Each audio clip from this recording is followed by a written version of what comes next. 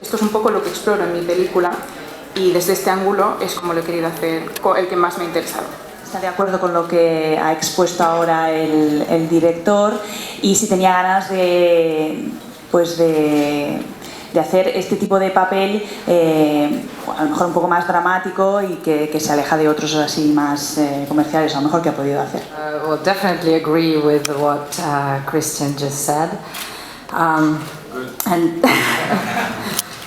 yeah, and we're definitely getting more and more lost in the material things, and we always rely on either material things to make us happy, or we rely on another person to make us happy, but we just seem to forget that we have to rely on ourselves to be happy. And no one can create the happiness, no one and nothing. But it takes time to come to itself, to this understanding. I don't think when we're very young we can understand it.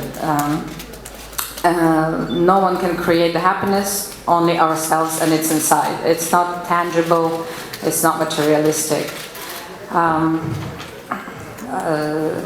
It's funny because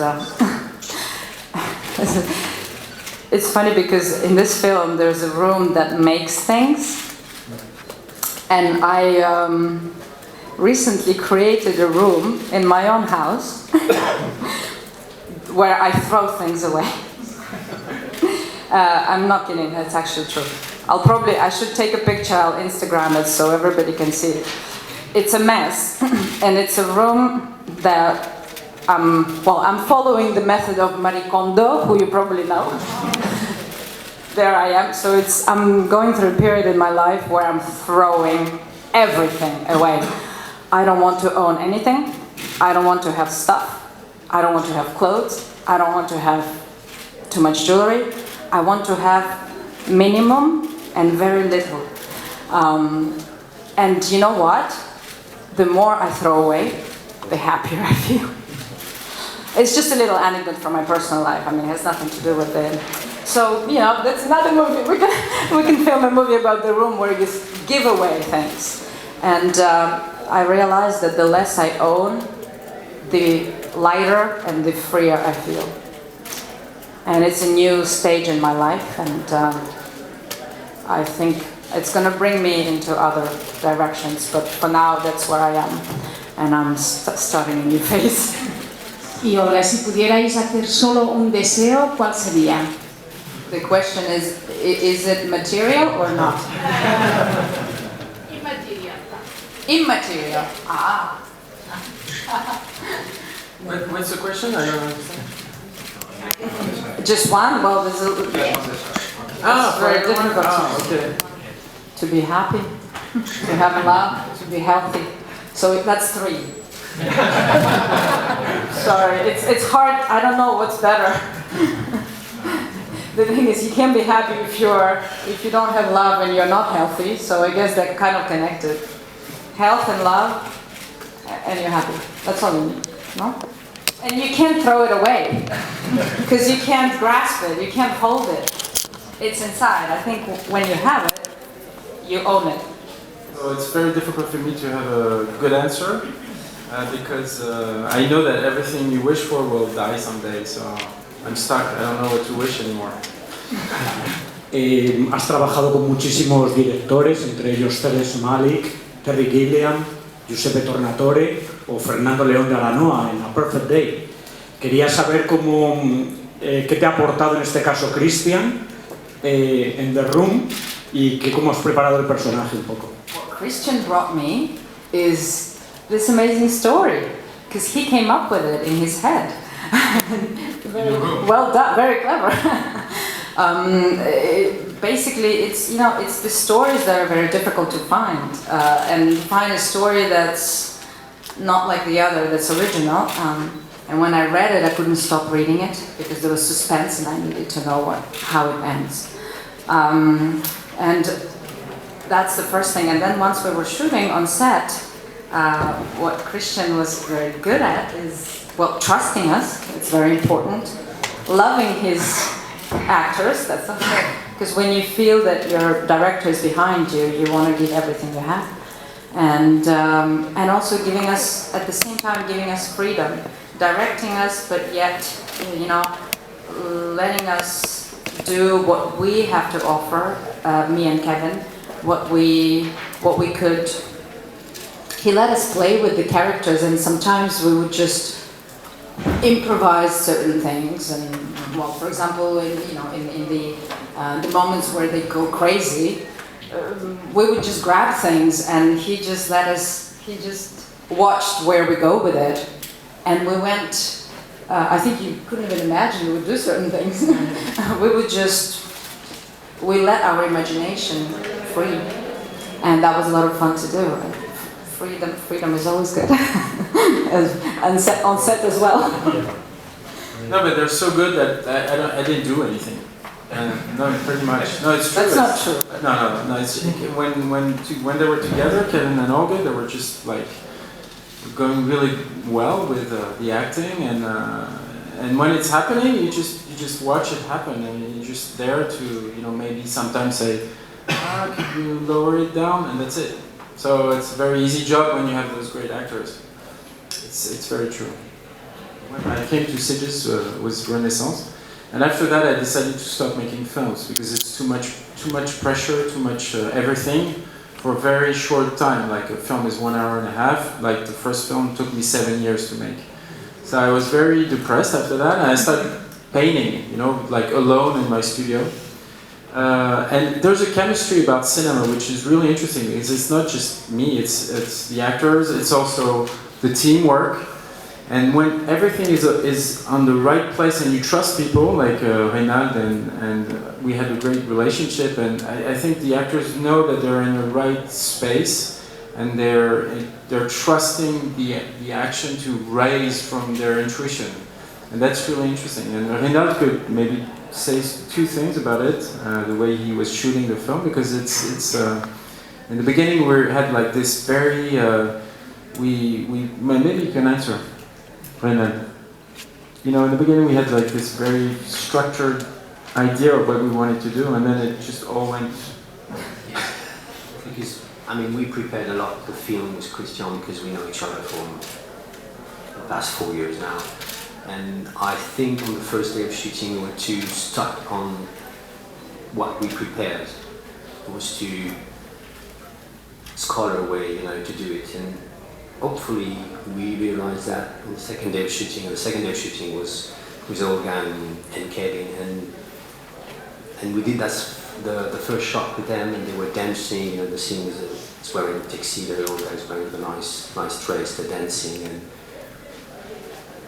and something was not right. So I said to Christian, we didn't cut the scene, I just waved Christian and said, we should go handheld.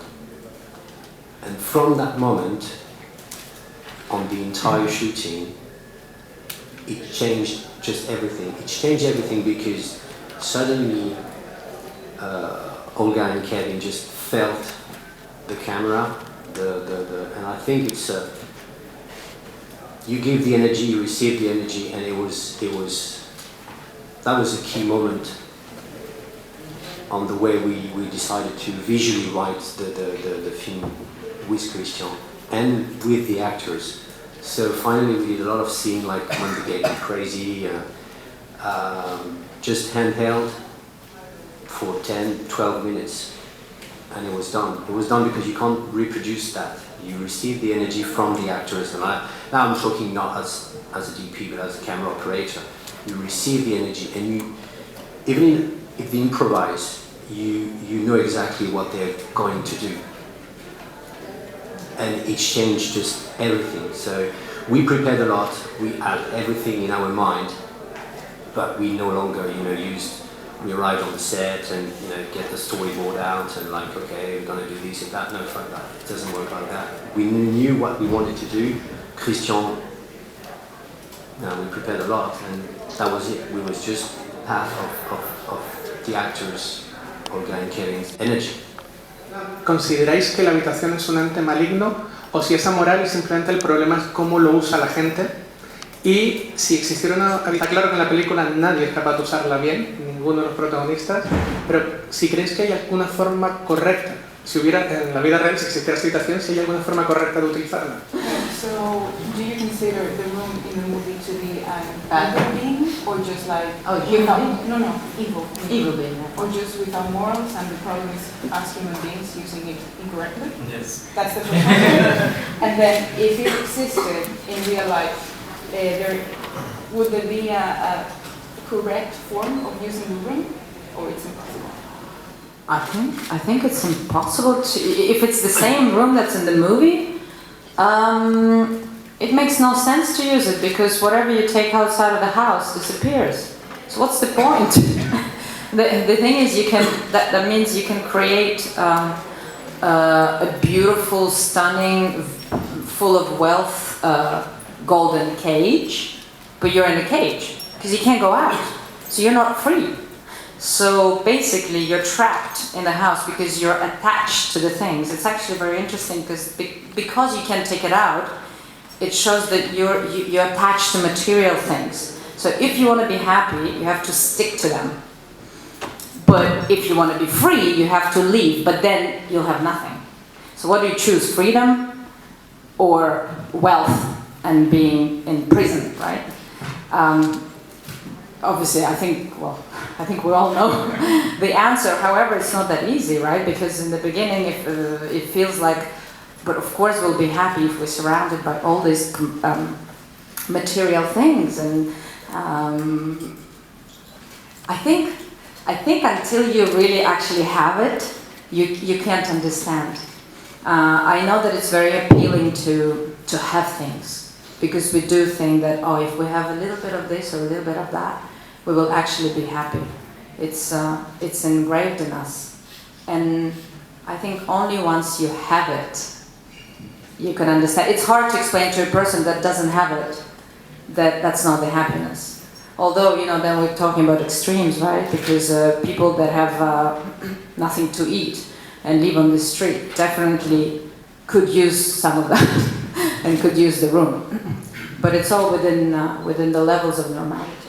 All we need is vital things, not the stuff. I think as long as you can nourish yourself and have clean water and love, you can be happy. But it is very appealing because it's so shiny, and we're all very greedy, and we want more and more, right? So, I don't know. So what was it? So yeah. So you can't use the room. And the other question was Christians, and he's an amazing artist. Yeah, well, I don't know. I just want to. Not the Van Gogh one, but. The Van Gogh, no.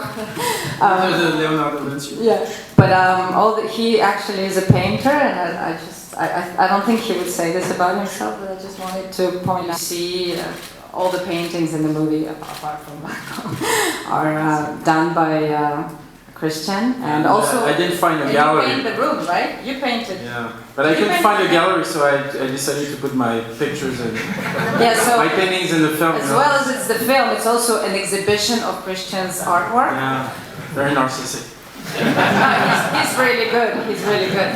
I saw his paintings, and he's pretty amazing. So. And she takes 10%. That's fine. It's a joke.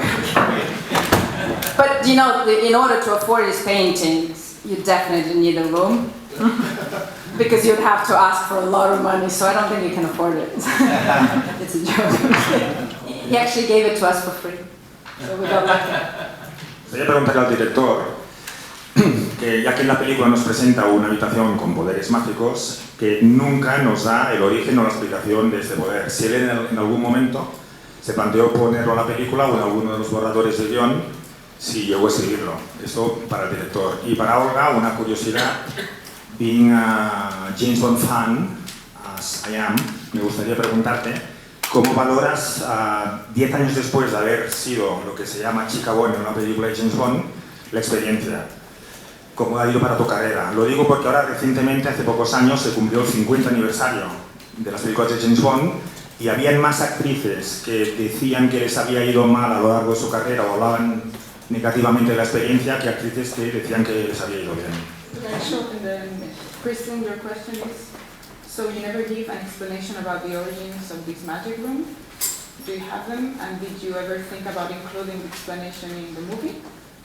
And for Olga, said he's a James Bond fan. And after being a Bond girl, how do you see this experience 10 years later? And he's asking that because some time ago there was the 50th anniversary of the Bond movies, and some of the actresses that were there said that the experience had brought them were not quite. Well, not some. Some. There were more actresses than said it hadn't been a good experience. Now. It hasn't been? No, I mean seeing the career 10 years later. Para su carrera, for her. It wasn't good for them? Really? They said that? Oh, okay. Well, I'm asking you because it's 10 years now from Quantum Yeah. Thank you for reminding. I'm kidding. I'm worried about that. Okay. Yeah. For me, the room I had to create a history with the room, so I imagined that Tesla maybe created this room, and because there's a mystery around Tesla and his invention, and so I imagine that maybe there's other rooms that he created. And there was a Christopher Nolan film called The Prestige. Yeah, I love The Prestige. It was Tesla who invented the magic trick. Exactly, and so maybe in the sequel, if one day I do another room, I will show that we have ideas about other rooms related to this one, and maybe the larger world behind this story. So was it? It was a good experience. I loved doing it. The Bond film. It was great. It taught me a lot of things. I was very, young in my acting career because it happened quite early. I hadn't done many films before that film, so it came quite early in my career. Even though, in age, I wasn't 18. Because I started my career later than most of other actors. I wasn't a child actor, and I didn't, unfortunately. So it taught me a lot of things, and it brought the notoriety, the fact that overnight, when it appears in the news, people just knew that I existed, and I guess it helped with. Commercial work helps others to know about you. So that in this sense it helped. And I immediately went out on an international market as opposed to being just a French actress, because I started in France and my first movies were in French. And doing French movies, they don't necessarily go out there, not many movies end up being released in not many French movies end up being released in America or the UK. So this was a big chance to be able to go further and work on an international level. So I think it was a great opportunity. But after that, of course, it was about what I want to do and what movies I choose, and I was trying to be careful in my choices. That's true, because I didn't want to do the same thing. I tried to get diversity. I feel much better now. Yeah, but it was not a bad experience. No. Thank you for